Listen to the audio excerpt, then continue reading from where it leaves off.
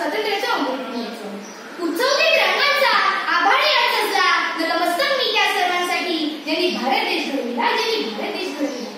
कवी कुसुमाग्रज यांनी केलेल्या आव्हानाचे सार्थक होण्यास 15 ऑगस्ट 1947 चा दिवस उजाडतात. पक्षी पिंजऱ्यातून उडाला, स्वातंत्र्याची रम्य प्रभात झाली आणि असंख्य बलिदानांचे सार्थक झाले आणि भारताला पारतंत्र्यातून मुक्तता मिळून स्वातंत्र्य मिळाले. बघता बघता स्वातंत्र्याचा प्रवास 75 वर्षाचा होत आहे. म्हणूनच मला म्हणायचे वाटते की अमृत महोत्सव स्वातंत्र्याचा जल्लोष साजरा प्रगतीचा. अमृत महोत्सव स्वातंत्र्याचा जल्लोष साजरा प्रगतीचा. विराट महिमा पराक्रमाचा. जयघोष विविधतेतील एकात्मतेचा. जयघोष विविधतेतील एकात्मतेचा.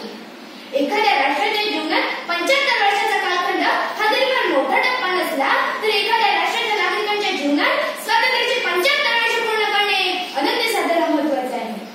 स्वातंत्र्याच्या अमृत महोत्सवात आपली स्वातंत्र्याकडून कोणती स्वप्न होती? स्वातंत्र्याकडून आपली कोणत्या अपेक्षा होत्या? आज सत्य काय आहे? कुठे होतो आपण आणि आता कुठे आहोत? उणिवा काय राहिल्या आणि भविष्यात कशी पावले उचलावी लागतील याचा विचार आपण करणार आहोत.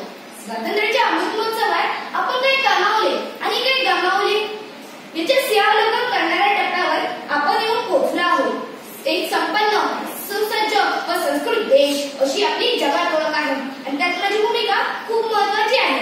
मी त्यात नव्या विचारांचे, नव्या संकल्पनांचे आणि स्वयंभूपणाचे अमृत घेणार आहे. स्वतःच्या कष्टाने स्वतःला सिद्ध करण्याचा मी निश्चय केलेला आहे. भारत देशाचा मोठा इतिहास आहे. सुमारे 150 वर्ष पारतंत्र्यातून मुक्ततेसाठीचा व्यापक संघर्ष आहे. राका हरे कोना मेरे गर्मी से गतिमान है. राका हरे कोना मेरे गर्मी से गतिमान है. मैं एक ऐसा पागल हूँ जो जेल में भी आजाद है. मैं एक ऐसा पागल हूँ जो जेल में भी आजाद है. भारतीय स्वातंत्र्य लढा म्हणजे जगातील सर्वोत्तम लढा होय. प्रत्येक